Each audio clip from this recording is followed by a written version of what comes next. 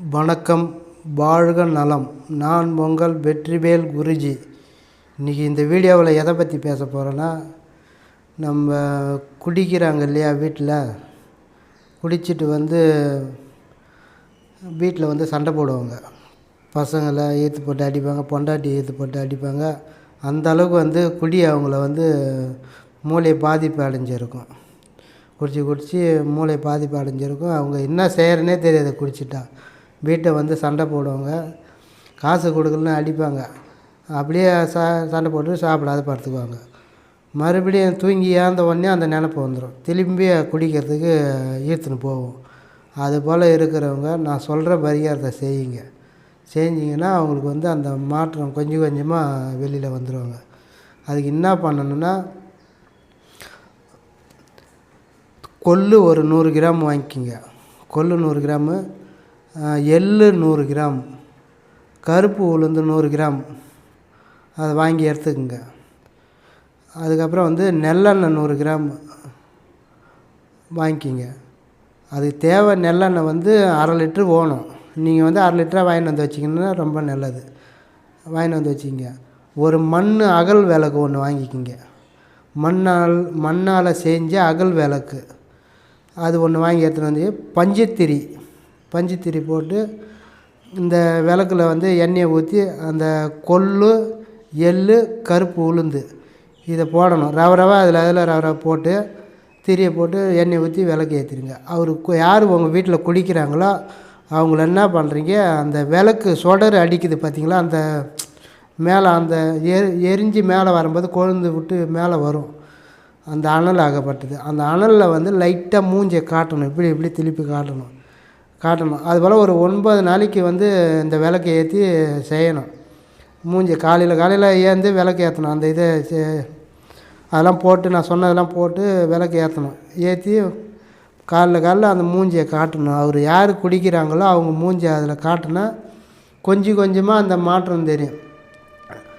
ஏன் நான் அப்படி சொல்கிறேன்னா, இந்த குடிக்கிறவங்க என்ன பண்ணுவாங்க, ஃப்ரெண்ட்ஸோடு போயிட்டு வெளியெல்லாம் போயிட்டு குடிச்சு மதுவை அருந்துகிற இடத்துல போய் மதுவை அருந்திட்டு வீட்டுக்கு வருவாங்க. அப்படியே இருந்தால் ஓரளவுக்கு கண்டினியூவாக வருவாங்க.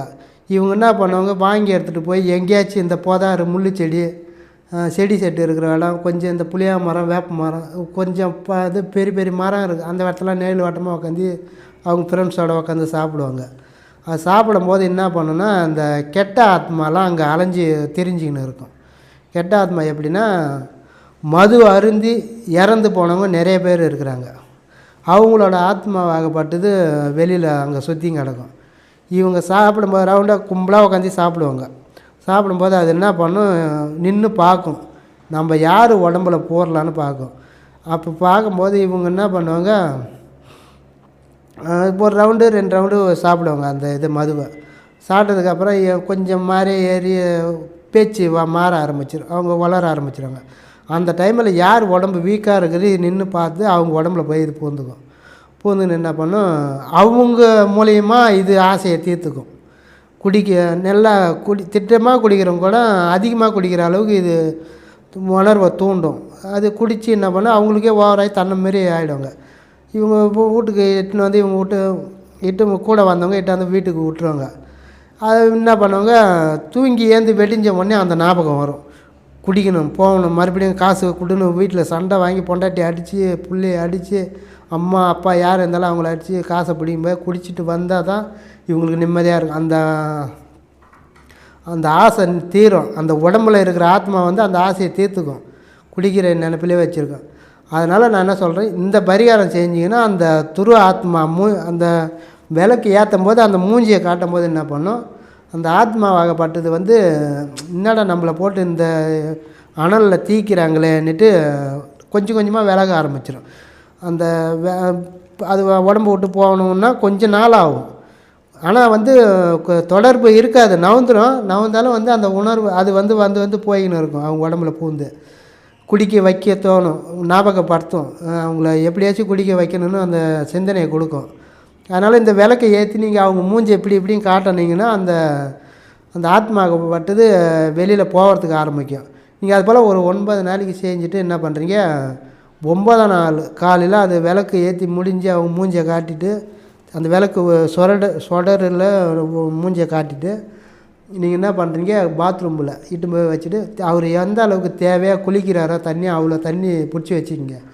கிழக்கு பார்த்து உக்காந்திங்கன்னு இந்த ஒரு கை கல் உப்பு, ஒரு கை நிறையா கல் உப்பு வாங்கி அள்ளி என்ன பண்ணுறீங்க அந்த தண்ணியில் போட்டுருங்க. போட்டுட்டு ஒரு ஸ்பூன் அளவுக்கு மஞ்சத்தூள் அதில் போட்டு நல்லா கலக்கி விட்ருங்க. அவரே வந்து அந்த தண்ணி மொண்டு குளிக்கணும். கிழக்கு பார்த்து உக்காந்து குளிச்சுட்டு அப்படியே என்ன பண்ணுறீங்க, மேலே ஏதாவது வெயில் இருக்கிற இடமா பார்த்து போய் வெயிலில் நின்றுக்குங்க. வெளியில் நிற்கலாம், இல்லை மொட்டை மாடி இருந்துன்னா மாடியில் போய் நிற்கலாம். இருந்துட்டு கொஞ்ச நேரம் அந்த தண்ணி உணர்ந்த உடனே உடம்புலேருந்து ஏற்ற உடனே என்ன பண்ணுறீங்க, நெருப்பு கொஞ்சம் ரெடி பண்ணி வச்சுங்க. நாட்டு மருந்து கடையில் போனீங்கன்னா மூலிகையில் கலந்த சாம்பிராணி கேட்டிங்கன்னா கொடுப்பாங்க. அந்த சாம்பிராணி வாங்கின்னு வந்து வச்சுக்கோங்க. அப்புறம் என்ன பண்ணுறீங்க, அந்த மாங்காய் மரத்தோடைய இலை, அந்த இலை வந்து காஞ்ச இலையாக சரகாக இருக்கும். சரகாக அப்படியே காஞ்சி போன மாரி இருக்கும் அந்த இலை. அதை எடுத்துன்னு வந்து வச்சு நல்லா நுமிட்டி அந்த நெருப்பில் போடுங்க. போட்டு இந்த மூலிகை சாம்பிராணி அதில் போட்டு என்ன பண்ணுறீங்க, அவரை சேரில் உட்கார வைங்க. சேரில் உட்கார வச்சு மூஞ்சியை காட்ட சொல்லுங்கள். மூஞ்சியை காட்டினீங்கன்னா அந்த புகை வந்து மூஞ்சியில் பட்டுதுன்னா என்ன பண்ணும், அவங்களுக்கு வந்து அந்த உள்ளே இருக்கிற தீய ஆத்மா, கெட்ட ஆத்மா என்ன பண்ணும், டக்குன்னு வேலையை கிளம்பி ஓடிப்படும். அந்த நினப்பு வந்து அவருக்கு கொடுக்காது, குடிக்கிற நினப்பு வராது, எப்பயுமே இருக்கிற மாரி ஆகிடுவார். அதுக்கு நீங்கள் வந்து இந்த பரிகாரத்தை செஞ்சு பாருங்கள்.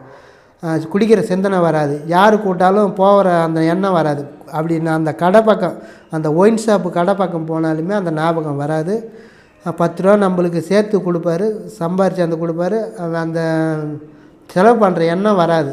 அதுபோல் மாற்றி கொடு. என்கிட்ட அருள் வாக்கு கேட்க வரவங்களாம் அதுபோல் தான் வந்து எனக்கு இதெல்லாம் கொடியை நிப்பாட்டத்துக்கு எதனா செஞ்சு கொடுங்க, எங்கள் வீட்டுக்காரர் குடிச்சிட்டு வந்து டெய்லி சண்டை போடுறாரு, நிம்மதியே இல்லை, நிம்மதி போயிடுச்சு, எனக்கு வந்து அவரை விட்டுட்டு கிளம்பலான்னு கூடங்கிறேன் நான் எங்கள் அம்மா வீட்டுக்கு, அந்தளவுக்கு டார்ச்சர் பண்ணுறாரு, குடிச்சிட்டு வந்து பசங்கள்லாம் ஈர்த்து போட்டு அடிக்கிறாரு. அப்படிலாம் என்கிட்ட அருள் வாக்கு கேட்கும்போது கேட்பாங்க.